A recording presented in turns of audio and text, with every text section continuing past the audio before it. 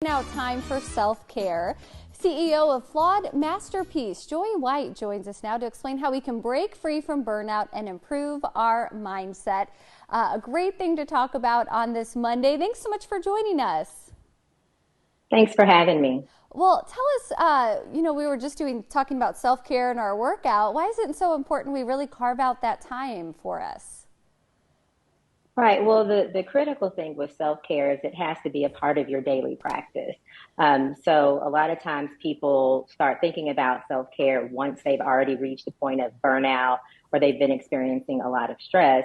But the point of self-care is to have it as a part of your everyday activities, your day-to-day life, and so that it balances out any kind of other aspects of your life that may be stressful. The goal is to prevent burnout from happening. And so with a regular self-care practice, that's how you do that.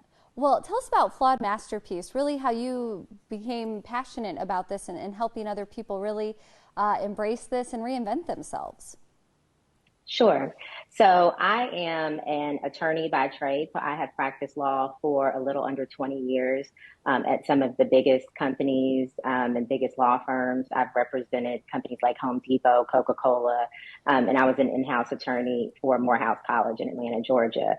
Having done that for a little under 20 years, when COVID hit, when we moved home, I, for the first time, slowed down in my entire professional career. Hmm. And I realized that I was exhausted. And I had been moving so fast my entire career that I wasn't even aware how exhausted I was.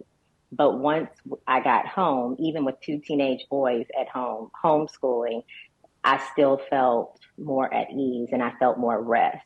And then pretty quickly thereafter, I realized that I was burnt out. And had a tough time kind of getting over that. But the way that I got over it was through therapy, meditation, yoga, spending time in nature, just being more present in my day-to-day life.